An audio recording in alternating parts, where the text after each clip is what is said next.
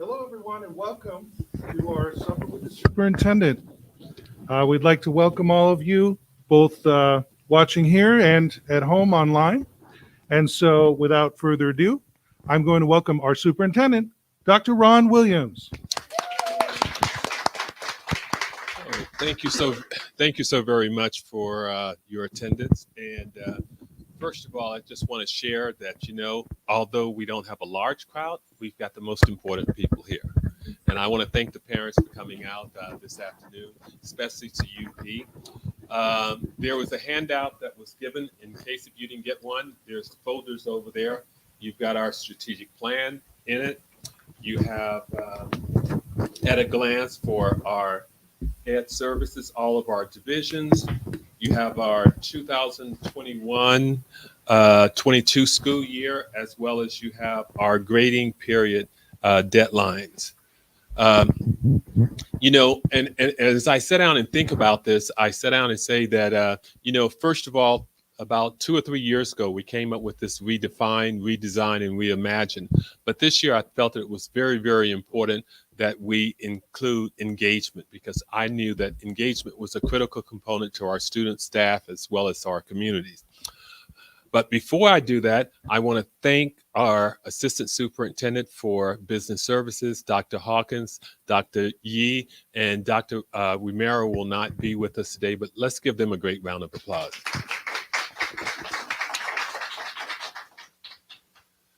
And so I'll just talk about a few things that we've been able to do.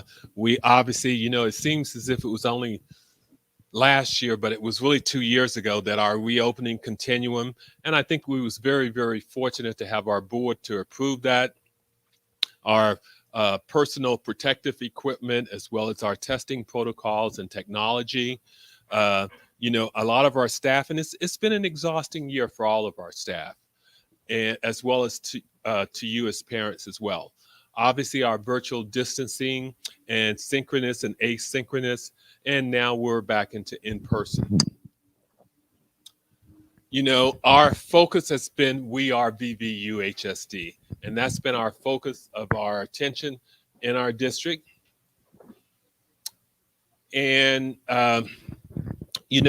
as I was talking to you earlier about our strategic plan, our educational master plan, this is the blueprint to our success. We're making some changes to it. We're looking at our strategic plan. Our strategic plan should be probably due in the month of, the month of March or February. Okay. And, we have our site plans, our LCAP plans, and our operational plans, which are our one-year plan. Our educational master plan is our 10-year plan. Our strategic plan is our 5-year plan. Our site plans, we have our LCAP plan, as well as our operational plans, which are 1 year, and it's all focused on accountability. And as I mentioned earlier, our educational master plan is the blueprint to everything that we're going to be doing. I know that I'll get this to work. Secret to, I don't know if it's frozen or not. You want to tap it a little bit?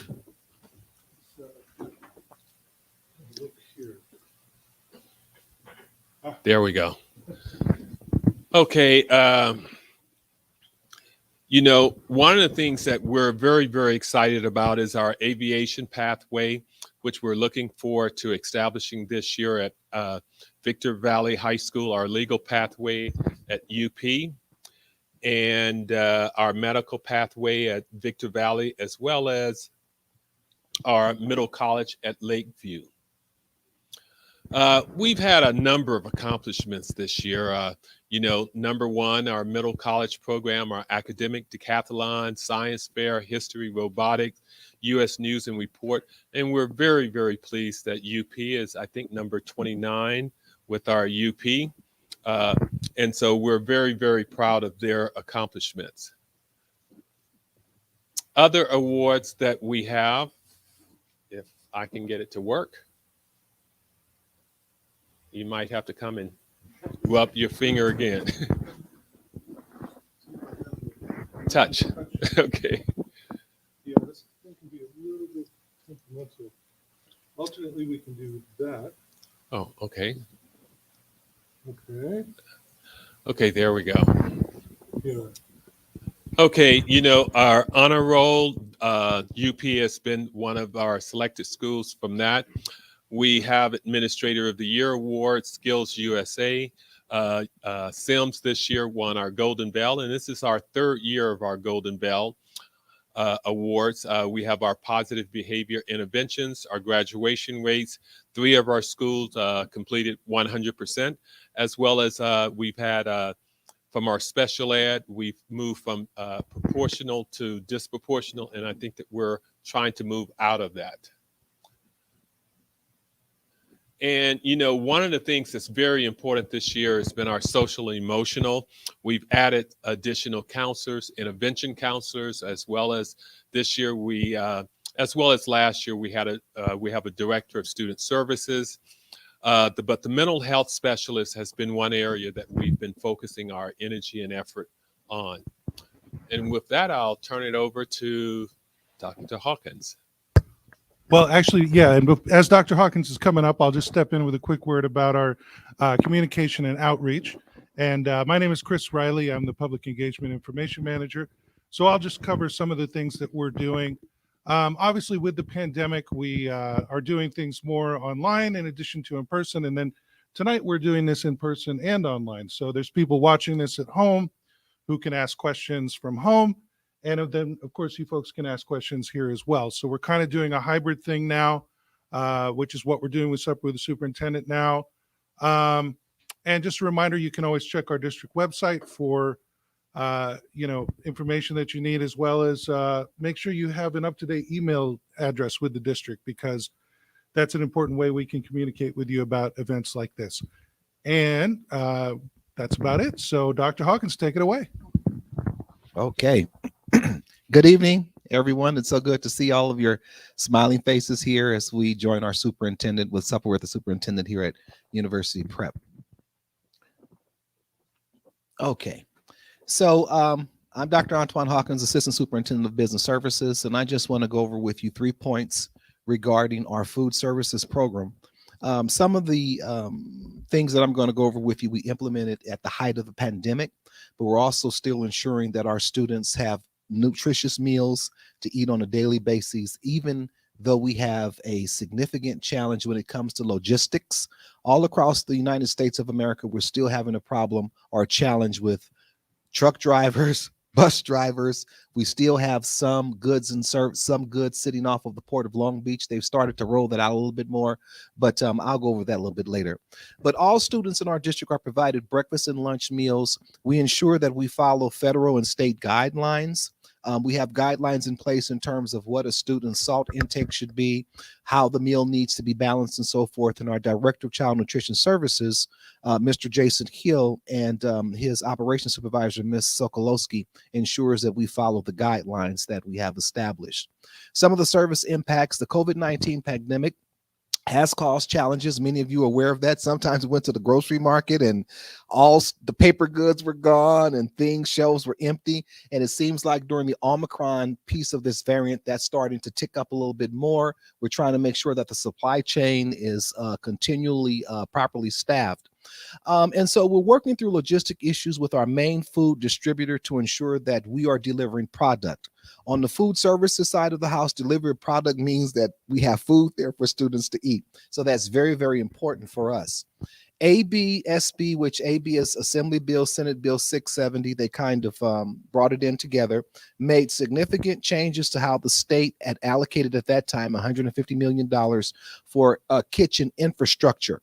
Unfortunately, albeit the state had made a commitment, the district has not received those resources. And so now during the governor's January workshop, they're talking about making an additional commitment, which would be more than this that's indicated here. So once we receive those dollars, and depending on, the amount, we'll look at upgrading our chickens. Oh my gosh. Okay, got tongue twisted there. We'll look at upgrading our kitchens throughout the district. Okay. Cleaning protocol. Now, the superintendent has given us clear instructions. The board is concerned. We know that our community is concerned regarding our cleaning protocols. We're concerned about our cleaning protocols. And so it's, first of all, I just want to share that under the direction of the superintendent, we're ensuring that we're maintaining a safe, clean environment for all students. Facilities, staff, they directly assist the school administrators in their responsibilities to evaluate the school sites. And they also engage in daily cleaning.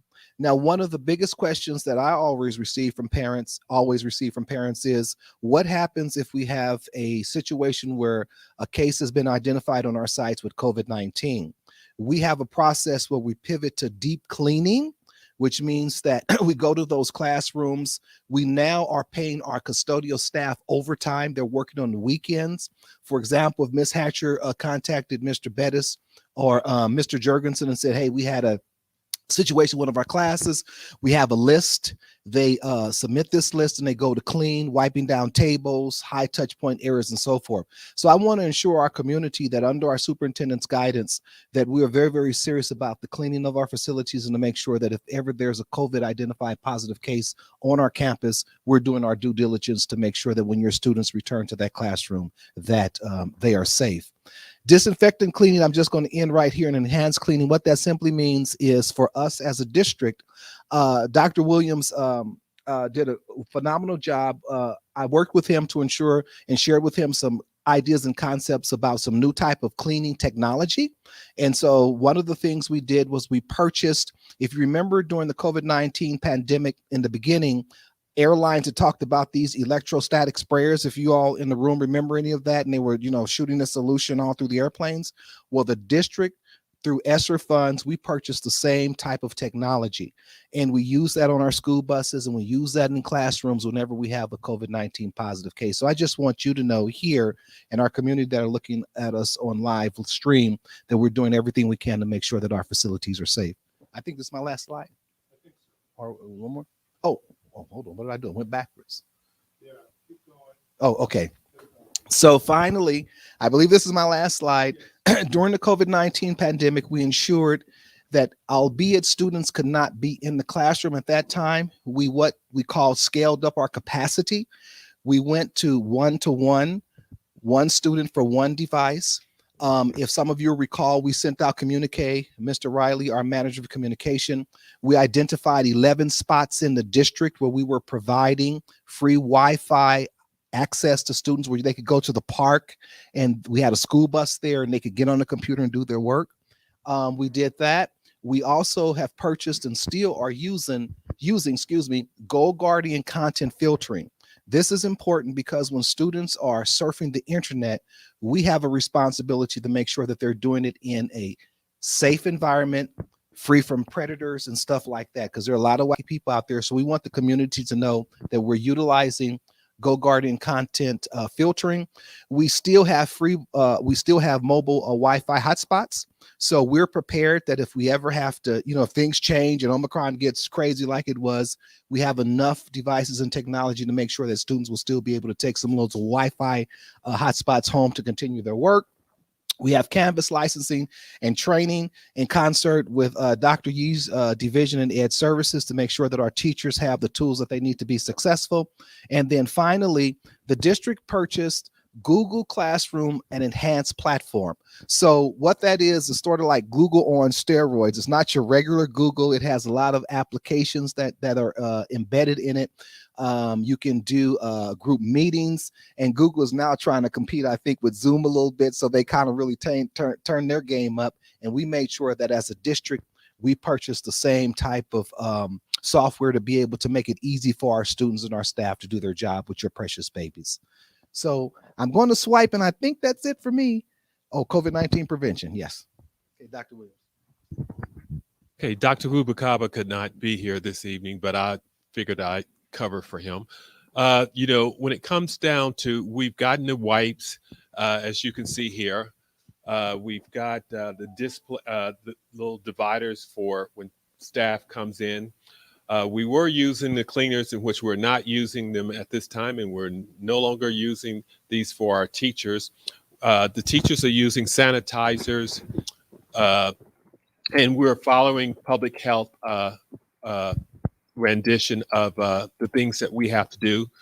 Obviously, back in the when we first started, the mobile medical units that Dr. Hawkins mentioned, obviously we delivered Wi-Fi for those students that did not have that, and here as well.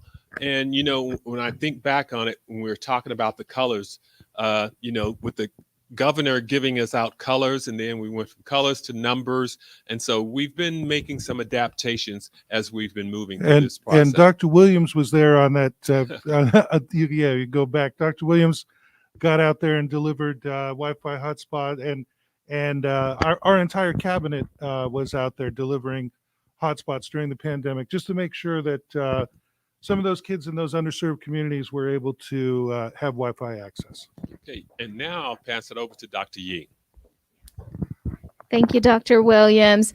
Actually, I wanted the community to be aware, and also our audience here, that Dr. Williams a couple of weeks ago was actually teaching a math class at Hook Middle School. And I'm going to tell you, he came back and reported to us that he now has a newfound appreciation for middle school teachers. Because really in ed services, as it is in HR and business services, we are here for student learning and student well-being. And we have a motto, which is whatever it takes. So if you need us in the classroom, we're going to be in the classroom. If you need us at lunches to help with supervision, we're going to be there at lunches. So just appreciation again for our site admin, for our counselors, for our teachers, for everyone who's had to go above and beyond to make sure that student learning is happening. So thank you, everyone, and parents, thank you. Thank you for sending your kids every single day to school, even though that we know sometimes it is hard. It is hard because we're still in it, but we hope that it gets better, and we just appreciate you supporting us in our efforts to educate your children. So just a couple of things, and some of them can be is a little bit of a review.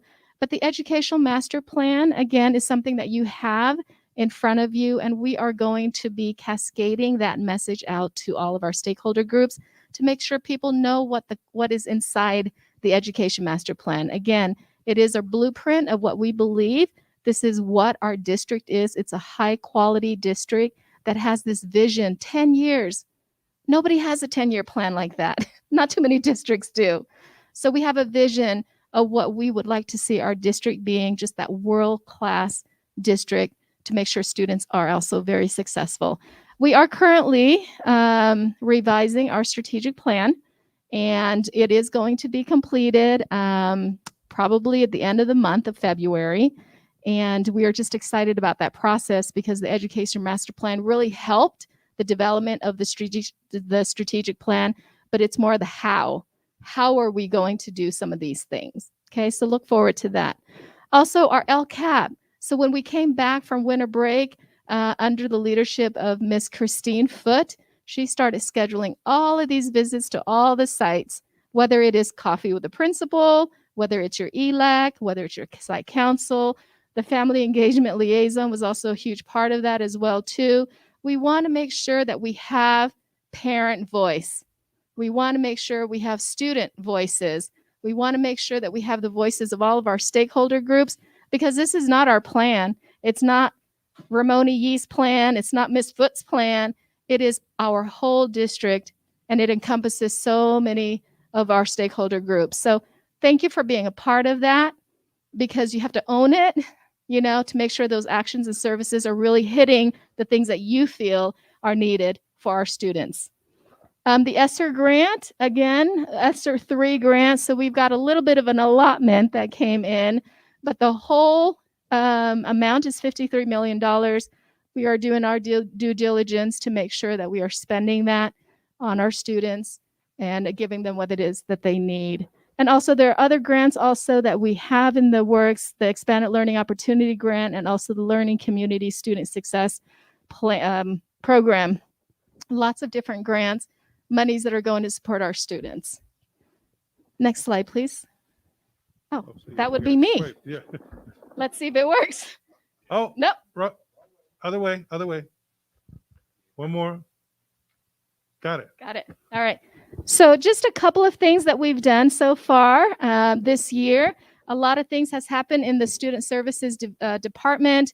A lot of things about attendance. You know, we had like an attendance challenge in September, and we were able to celebrate and offer students breakfast that we were able to honor a few classes at each site. And then also we did this whole Unity Month for October, really recognizing our diversity, our student population, and so forth. So that was a lot of fun. Here's a picture. Every classroom the winners actually got a really nice poster for their classroom to celebrate their attendance challenge. Wrong side. All right, also student services, administrator training. We've had to offer a lot of training, but be very creative in how we're offering it. Some trainings are in person, some training are virtual, so that we have a hybrid of it, so we're meeting everyone's needs. We also have nurses training. There's some topics that we talked about. A lot of it deals with a lot of that social emotional well-being, not only for our students, but also for our staff as well. We do have our family engagement liaison, as Jessica is one of them here, and making sure that they are also reaching out to parents and really getting parents involved in the education of their children. Homeless and foster youth, again, you know, is absolutely a priority. We do have, even the numbers are small, we do want to make sure that we take care of our homeless and foster youth students. Teacher training, there are some that we've done. And one of the things that we realized when we came back because of the Omicron, and we knew that the surge of COVID went up when we came back from winter break, we kind of put a halt on training and PD, because we want to be cognizant that when you don't have, you know, if people are sick, you're not going to have enough people teaching classes and doing things. So we're not going to pull them to offer training. So we did do that. And we're starting now, go back to offerings, some training as well too. So positive PBIS, a lot of Fred Jones kind of classroom management kinds of training.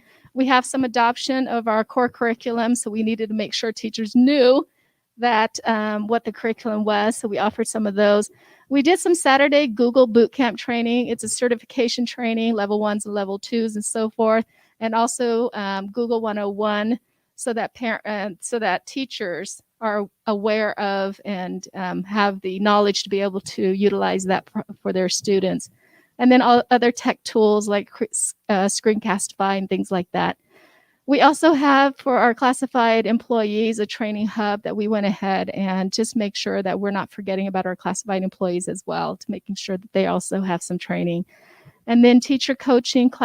We have some teacher on special assignment that we work with. We have math and 2 math coaches. And what they do is they go into the classrooms or model lessons and really teach with teachers, because that's how you're going to impact the most changes, through working closely with teachers. We also, agreements with universities support FAFSA and college applications. We're actually in the process of starting something, and I think parents are going to be really interested.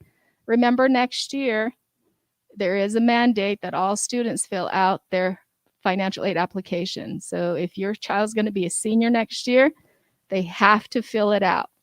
Well, how do they fill it out? This platform is called CCGI.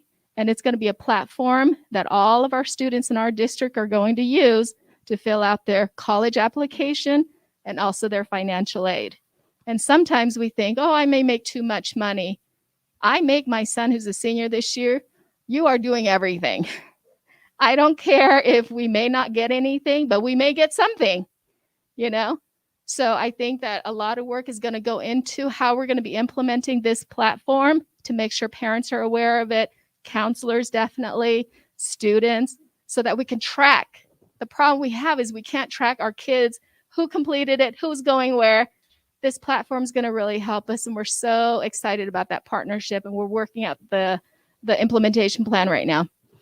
Also just wanted to recognize some of our school sites, UP being one, who have a really high percentage of students that are filling out their FAFSA applications. So our goal is 100%. Next year, we have no choice. We have to. But in the years that you guys have always done such a great job. So thank you for that. Career Tech Ed Pathways and Adult Ed. we are working on, supporting our CTE programs and so forth, and making sure that all of our students have options. And that is it for me. And I think I'm going to turn my mic to our infamous Miss Hatcher, the principal of UP. Welcome. Thank you, Dr. Yee. Thank you, Dr. Williams and Dr. Hawkins, for coming out this evening. Thank you, parents. We are, give yourself, that's right. That's right. The few and the brave to come out. Thank you for coming out and supporting us. Just a few milestones that I want to go over. So last year, 2021, we received the Distinguished School Award. This was our third Distinguished School Award in the history of our school. So that was really cool. Our middle school has been ranked by US World News as 140th in California. So that was a new one. And as Dr. Williams said, our high school is 29th in California and 227th nationally. So your students and teachers are doing amazing jobs. Once again, what Dr. Yee said is University Prep had the highest FAFSA for San Bernardino County. All that's through our senior transitions class. So if your student is a senior, as my student is this year, or who will be a senior, okay, to the years that follow, they will automatically get this done for them. They'll get help in filling out the FAFSA. So that's an automatic part of what they do in senior. One of the things that they do in senior transitions. An exciting thing that's happening this year, we have 4 UP graduates that have come back to our campus. That is amazing. 2 of them are roving subs. One of them is our boys basketball coach, and 2 others are working on their teaching and counseling credential. That is a statement to what this place does for kids, where you want to come back after you graduate from high school and college to come back and help us out. So we are super excited that they're here on campus. I'm going to flip my little page over. Also, all of our seniors this year, every one of our seniors and our high school ASB kids are now certified in first aid and CPR, and they are going to get a card. That is awesome. That is awesome. And our first Yale admissions this year. So if you are ever in our multipurpose room and you see the flags up there, every flag represents students that are now UP students who are now attending those schools. So MIT, Harvard, Yale, Brown, all those schools, your students are going to, and we are so proud. We can't wait to hear the admissions shout outs for this year's senior class. I am so proud of the work that was really loud, wasn't it? I'm so proud of the work that your students are doing, our staff is doing. I do want to give a shout out to my assistant principal, Barbara Caballero, who is an amazing assistant principal, and to Miss Jessica, our family liaison, who helps out in all kinds of ways. So it is certainly an honor and a privilege to be here and to be your principal for so long. But I'm super excited to be here, and thank you for all that you do for our school and our kids. Thank you so much. And I do want to mention that Mr. Richard Gonzalez from our district office helped out tonight. And so thank you to him. He was responsible for ordering all of this food. And as you can see, there's plenty of pizzas. So if you want to take one for the road, please feel free. We had a couple of folks who got here a little while ago. Please help yourself if you would like. And now we're going to turn it back to Dr. Williams. And we do have some questions that were asked by some folks online.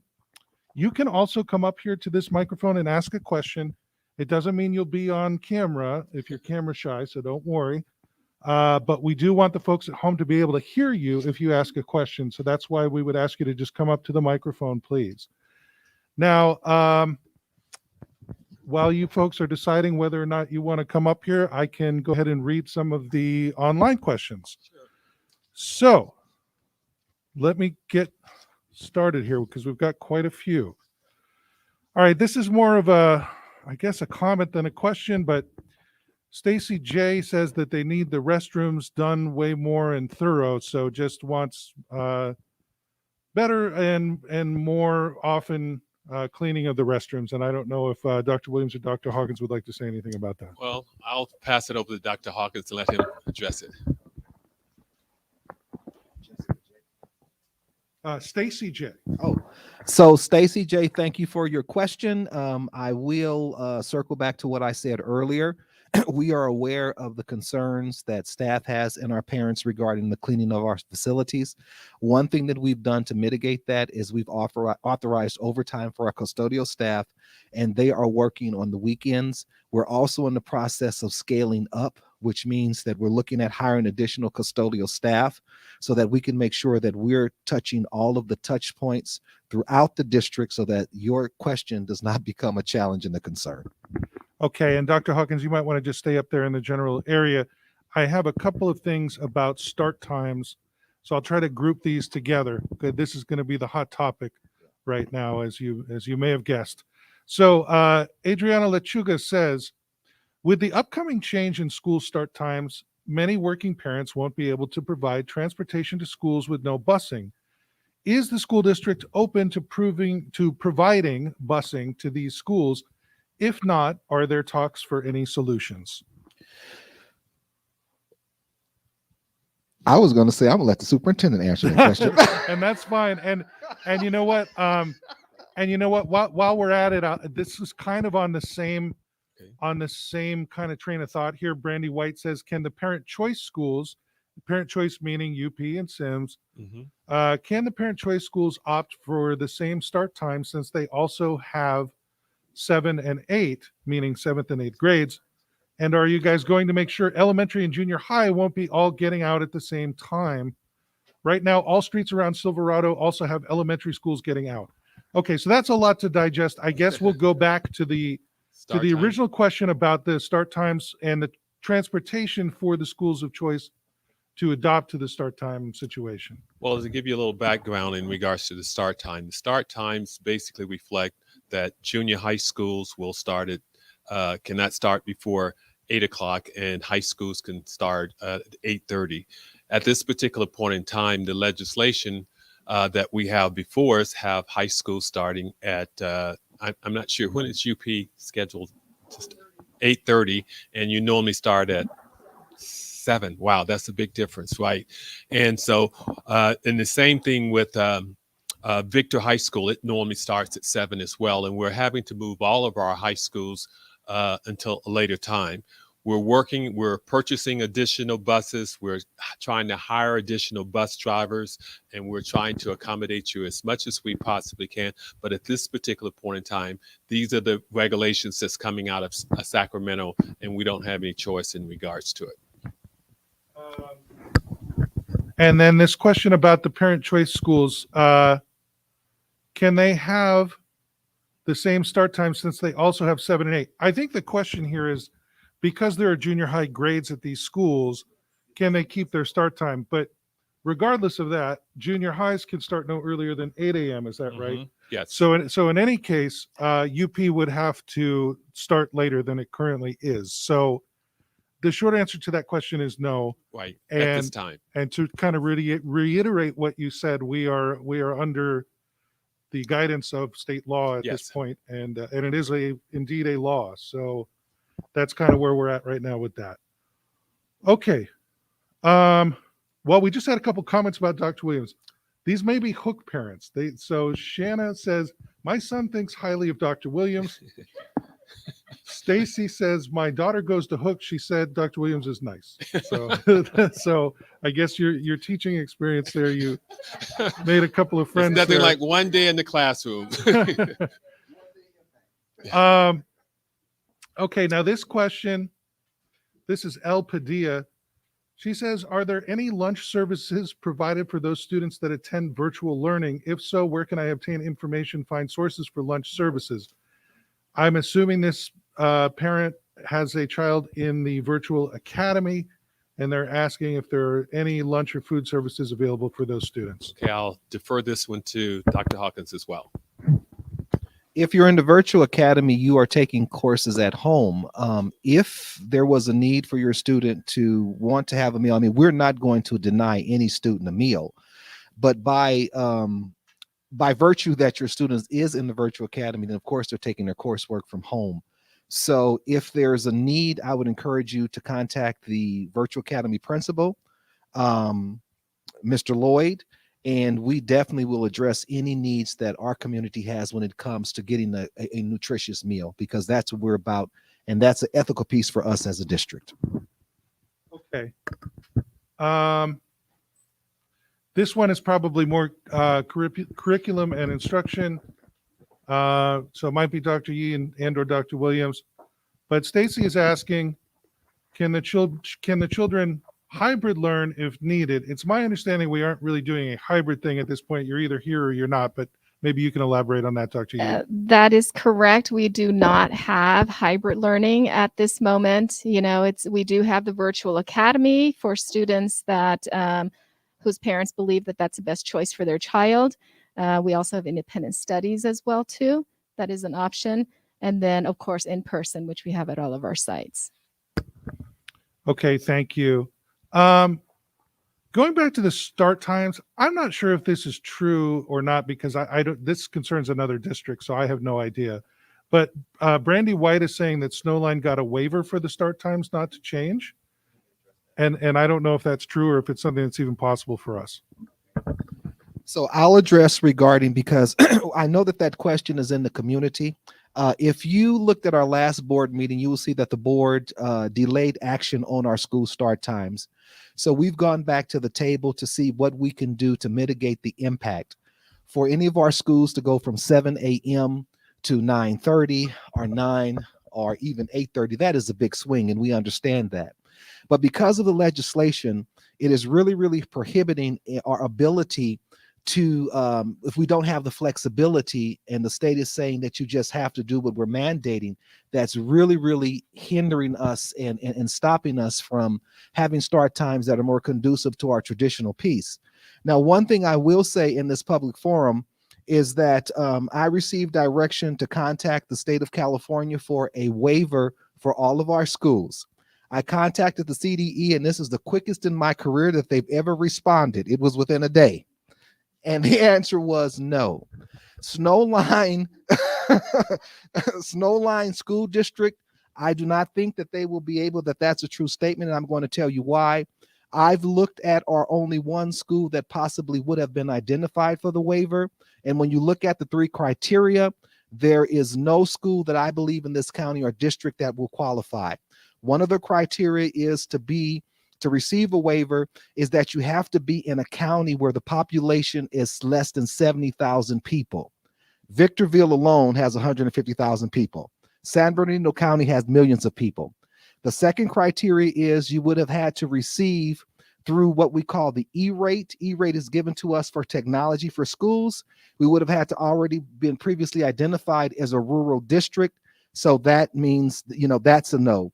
And then the third one was tied to that with E-rate as well. So we looked at the 3 criteria and went over those today. And unfortunately, at this time, and I had not shared this with the principals yet, but I guess it's out here now, we do not qualify our district for any waivers for our schools relative to school start time. I have a question that pertains to that very thing. Lizette Villa Flores says, have the new school start and end times been decided already for the next academic year? No, we did take something to the board at the last board meeting.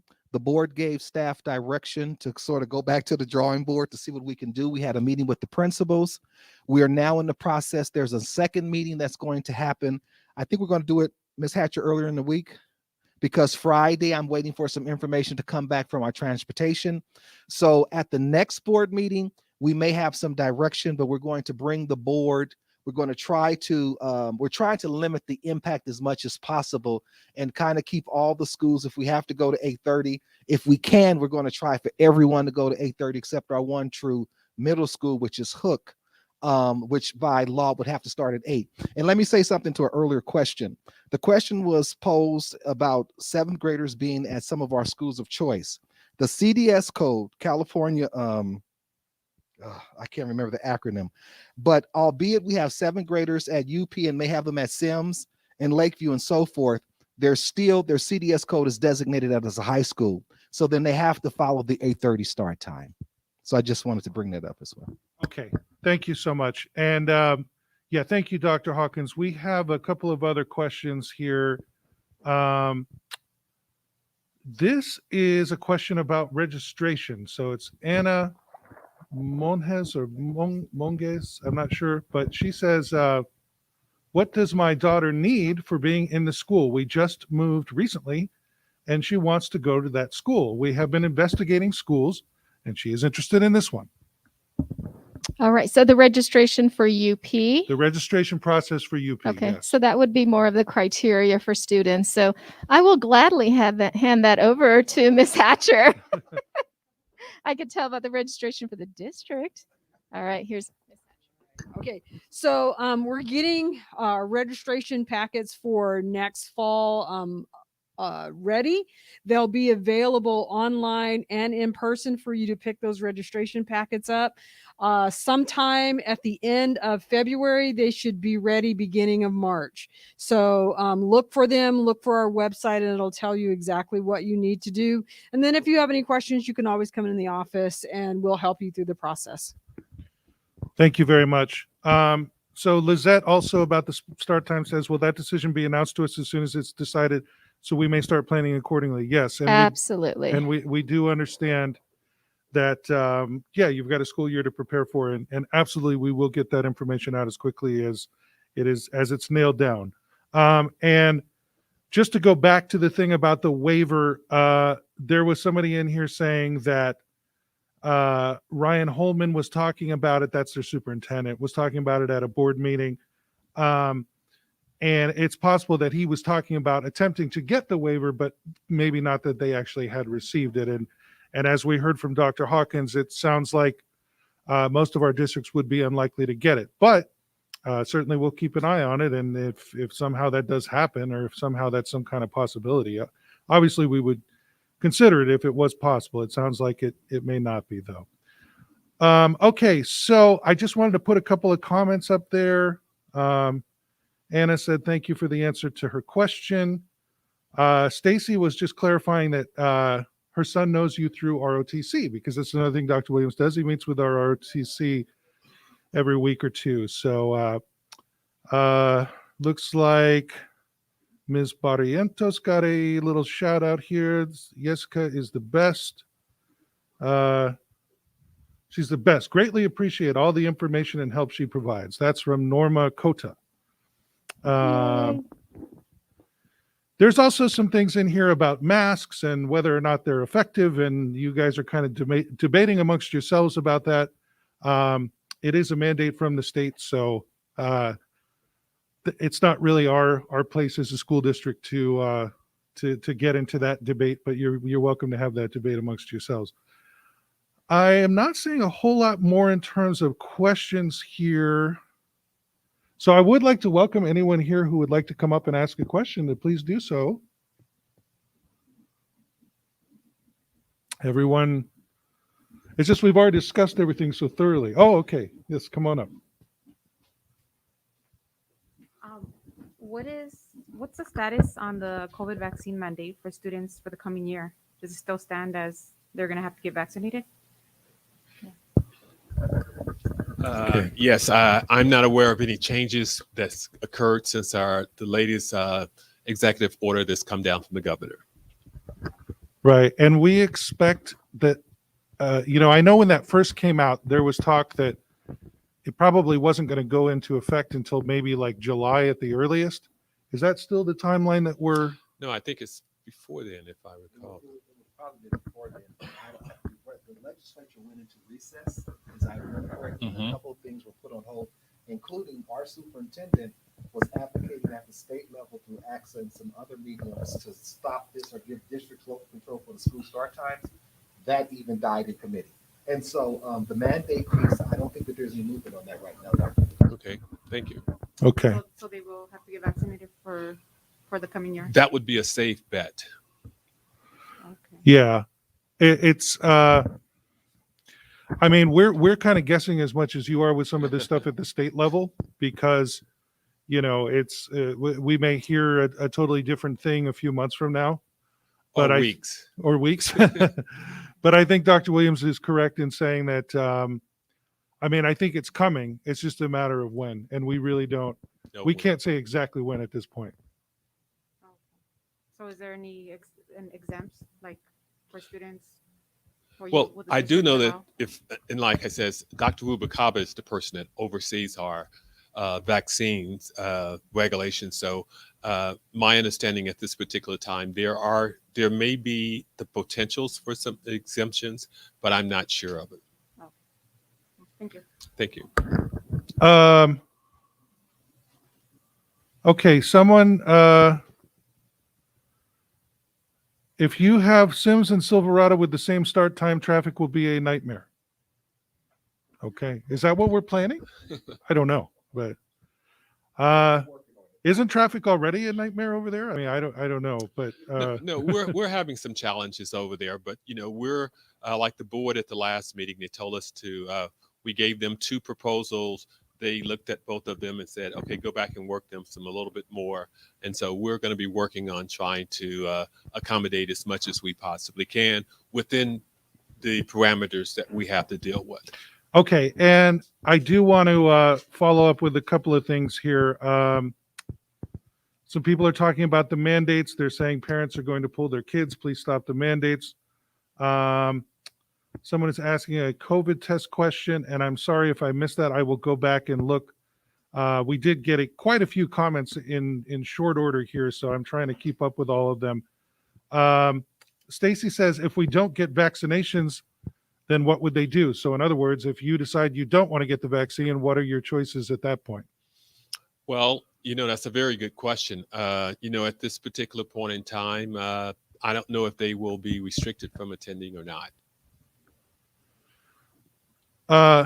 And this was something that Shanna had asked earlier, and Shanna, I'm sorry I missed that, but she said, is there any talk of schools closing again?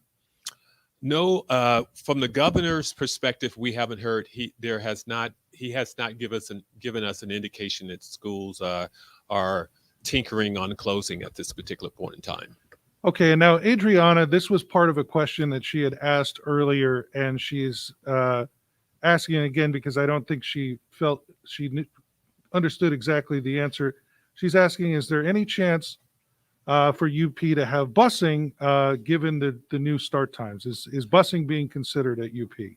Well, I'll go ahead and take a stab at that. At this particular point in time, when we were looking at busing from the directions that was given to us from the board, we did not include any transportation for UP and SIM at this particular point in time. Okay.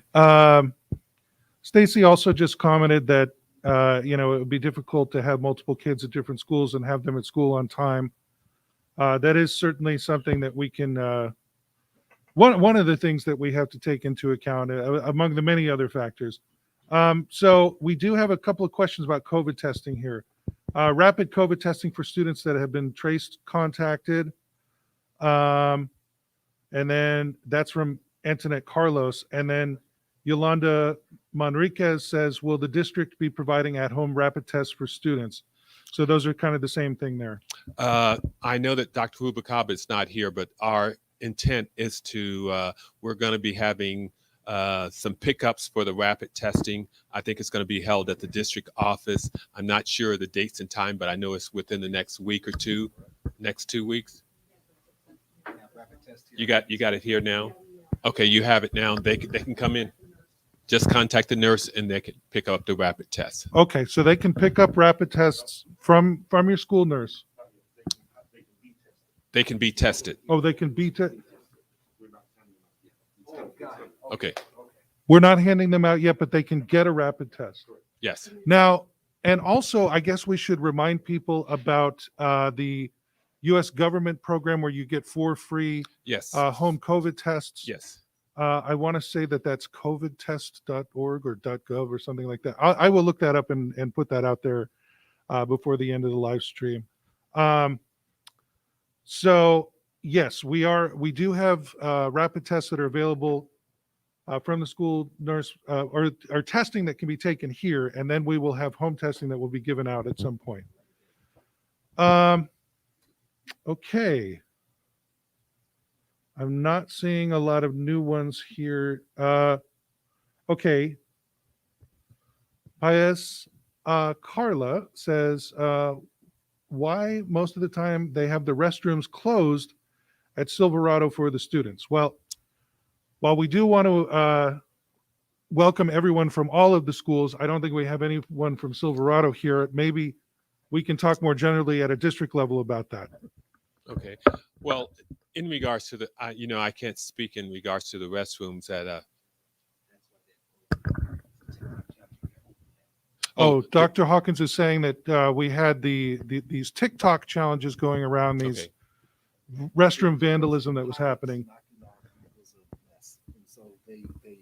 Close, shut down. Okay. Yeah. So I'll just do it from here. So we had recently a TikTok challenge that was a national challenge, and students were encouraged to knock off faucets and all kinds of stuff. And we had a lot of damage to some of our school sites. So in order to fix those restrooms so that students would slip in water and fall, we had to shut those down. Those were repaired. And we've just, really told students the importance of not destroying district property. But as of now, all of our restrooms are open and available to our students district-wide. Okay, thank you so very much, Dr. Hawkins. Okay, and going back to the rapid tests, this person is asking about rapid tests at all school sites. So at any school site, can they currently get a test?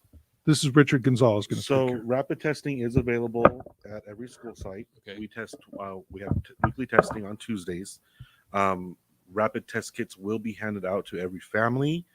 Each student will receive 2 test kits. Those will probably be handed out within the next 2 weeks or so. So keep an eye out for advertisement on that.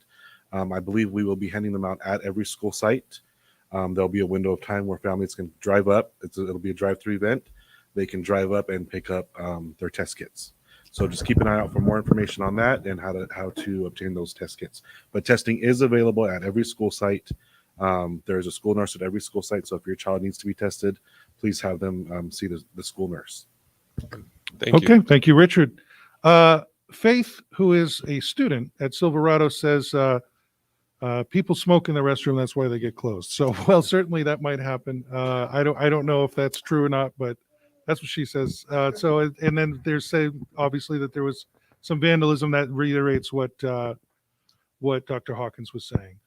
So, going to the testing here, what will happen if you get positive? This is Shira Quinones. She says kids will be missing school every time they get positive. What is going to happen with the missing classes? So whether it's staff or students, once you test positive, you have a 90-day immunity window. So if you test positive within those 90 days, you are treated as a negative, and that's based on the CDPH guidelines. So students will not be put out every time they test positive if it's within that 90-day window. Okay, thank you again, Richard.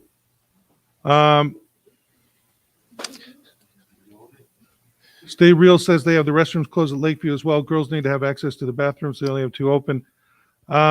We can't speak specifically about Lakeview, unfortunately. But again, if there may be situations with maintenance or vandalism or things of that nature, some of the restrooms may be closed. So someone was asking, when is the supper with the superintendent for Adelano High School? Richard, do you remember that offhand?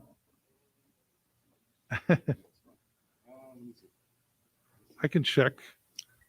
Anybody else in the audience would like to ask a question? Now is your chance. Anyone here? Come on up. Thank you.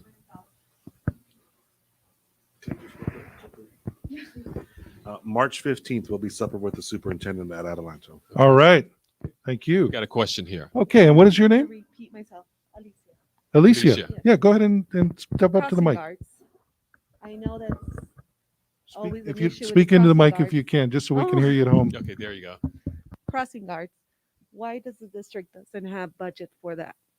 Well, crossing guards are things that you see at the elementary when you got the kindergartners in 1st and 2nd grade. Normally when students are, middle school and high schools, rarely do you see those with crossing guards. I know that traffic is a handful out here, and I've been here in the afternoon and I've seen it. But we're hoping that the kids will act maturely and they will cross and will not walk across. They will just walk across. And, one of the things that I think it was we met with the city before we put the little is the blinking light still out here to get something that that students could walk across the streets. And so, that's another issue that we're looking at, but the board hasn't made any decision in regards to crossing guards for the high The school. reason why my question is my daughter has crossed and looked both ways, Yes. and the cars will just still go. That's Well, they should be stopping if the lights are blinking out here. It should be. maybe somebody with stop signs. can stop it. Yes. Okay. Thank wanna you, come up? Alicia. Got another one Okay, here. come on down. Okay. ¿Necesitas traductor? Yeah, sí. Yeah. We have Jessica Barrientos, one of the many services she offers. She will help us out Translate with some for you. translation if we need it. Okay. Okay. Ok, mi nombre es Maricruz Ruiz. Mi pregunta es, ¿qué es lo que se está haciendo con los latinos cuando se dice que nosotros somos el 70% de la población y no hay traductor para nuestro idioma? ¿Qué se está haciendo al respecto o qué se propone para hacer en el nuevo ciclo escolar? Her name is Maricruz. She's from Silverado High School, and she's asking that the district knows that 70% of the population is Hispanic. What is the district planning to do for the following years about having more translators at the sites? Well, I know at the last board meeting, that was a question that was brought up by some parents. We're looking into it at this particular point in time, and we're looking at different ways of making sure that we have someone at each site we're either looking at a stipend or something like that to provide it so that there will be a translator at each site. So dice que eso fue algo que se habló en la última reunión de la board y que es algo que están viendo para el siguiente año de tener traductores en todas las escuelas, ya sea un traductor fijo o que se le pague a alguien que ya trabaja en la escuela que provea esos servicios. Okay, another question. Con respecto a esto de la pandemia que estamos pasando, ¿qué se está haciendo? ¿Qué tipo de comunicación hay cuando hay una persona infectada dentro del grupo de los niños? Que haya una persona, ¿cómo se está llevando a cabo para que los demás papás tengan prevención con sus propios hijos? Y en mi caso me pasó de que mi hija uno de sus amigos dio positivo. Ella llegó asustada y dijo que fuéramos inmediatamente a hacernos el test. ¿Qué se está haciendo en esa situación? Porque de la escuela yo no recibí notificación ni nada. Entonces, ¿qué se está haciendo? Porque se puede expandir más de lo que está. Her question is, what is the schools doing to communicate when there is a COVID case? She said that her personal experience is that her daughter's friend got COVID and the daughter was freaked out and went home and said, hey, mom, dad, we got to go and test. But from the school, she never received any notice that, she was around any COVID case. Okay. Yeah, well, I know that our principals, our administrators have really been, I think it was about 2 weeks ago, I was just at one of our schools and one of our principals shared with me that she says I'm not a leader, I'm a manager, because I think that our administration is spending a lot of time in contact tracing. And I know that the administration is doing that on a day-by-day basis. And, if you get 7 or 8 students that come down that test positive, it's a major challenge for us.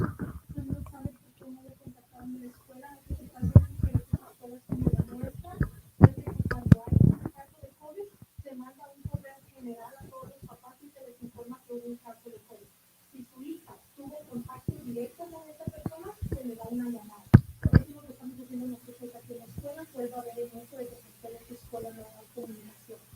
pero todos los directores han estado usando mucho de su tiempo en contactar directamente a las personas que sí han tenido contacto con las personas que están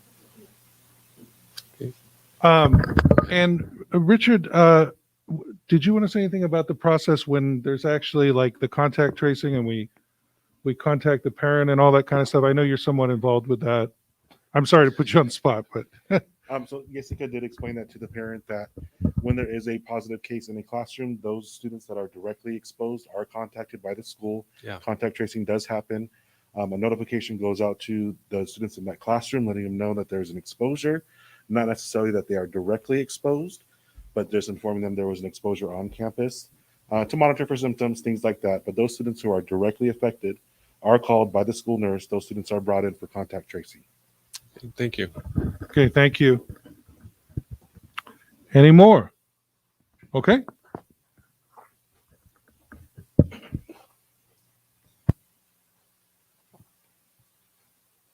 Hi, good afternoon. My name is Laura De Leon, and my question is, when the parents want to do the volunteering in their school, I know with the pandemic right now it's probably on hold, Mhm. but what will be the procedure if, as a parent, you want to volunteer and help in your school? Is there a procedure that you have to go through? Do you have to pay for your fingerprints, or how does that work?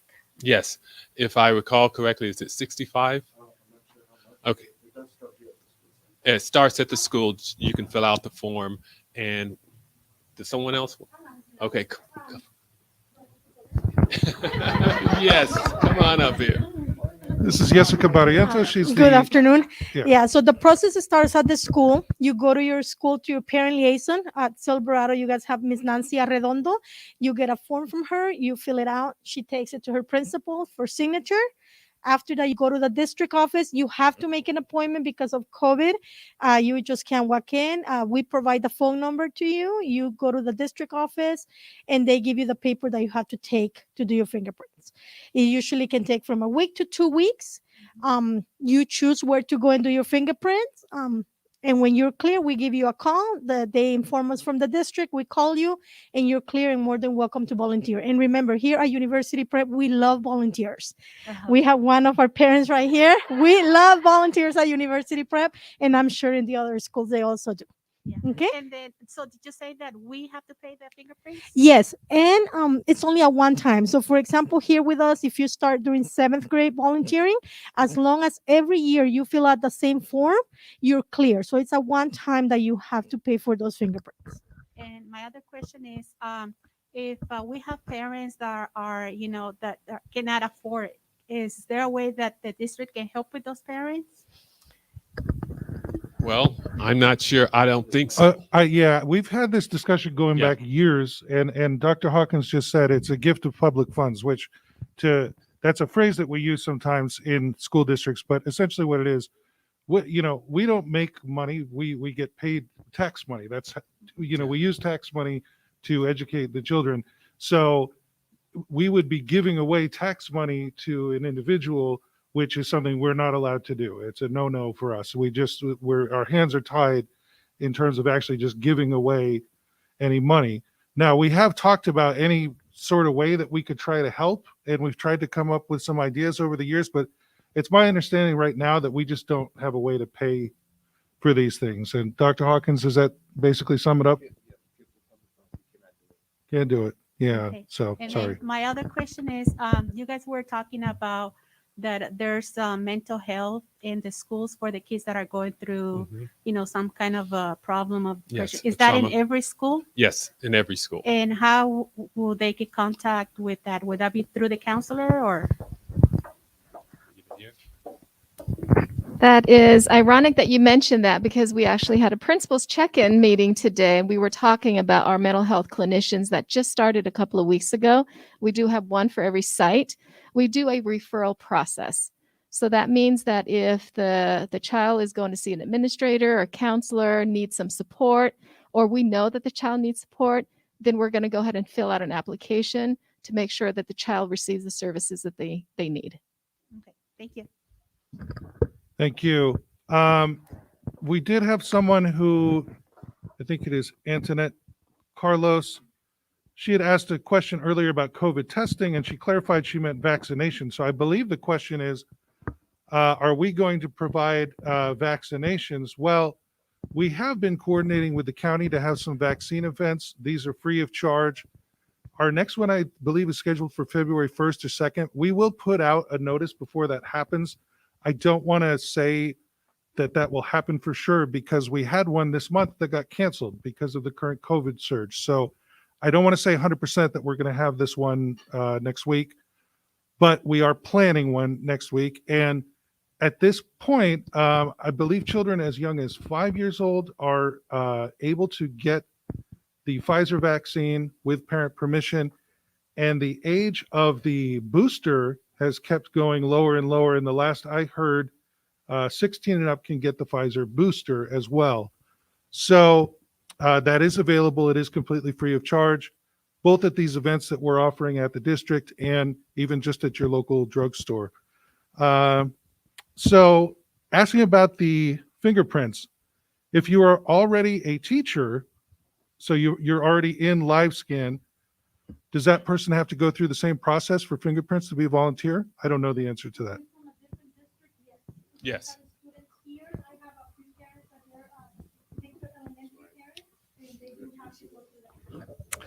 To repeat what Jessica just said, if they are from a different district, then yes, they need to get the fingerprints again. And yes, Maria here agreed with what we just said there. Someone here was asking about what about a crossing bridge in the future so students aren't crossing the roads. Also, cars are dropping off there and it says no stopping. Well, both of those things are more of a city thing than a school thing, but Dr. Williams, I don't know if you want to say anything about that. Yes, we that's more of a city issue in regards to a crossing, especially a bridge crossing over one of our streets. But that wouldn't be something that we would be a part of. Yolanda Manriquez said that her daughter was called, was asked a couple of questions, but no COVID testing was provided. Is this correct protocol? I think the answer to that would be it depends. It depends on whether she had direct contact with the person who had COVID and her vaccine status, the presence of symptoms, a number of things. Richard, did you want to say more about No, that? just that, yes, that it's a case-by-case basis. So when the school nurse contacts the students or the parents for a direct exposure, they're going to go through a series of questions, and depending on those answers is going to determine whether you're quarantined or not, or the length of quarantine, the type of quarantine. So it's really a case-by-case basis. It's hard to just give a general answer in regards to a question. But if you did have a specific question, you can contact us at the district office. I'd be happy to discuss with you. Thank you, Richard. So we are coming up to the end here. I did want to give anyone who's actually here in the building a chance to ask a question if you would like before we close it out. Going once, going twice. Dr. Williams, any words to wrap us Well, up tonight? I want to thank all of the parents that not only is attending virtually, but those that came in person as well. We really appreciate the opportunity to come and share bread with you, and we look forward to the next time. Okay, thank you very much. Bye-bye. Thanks, everybody. Good night.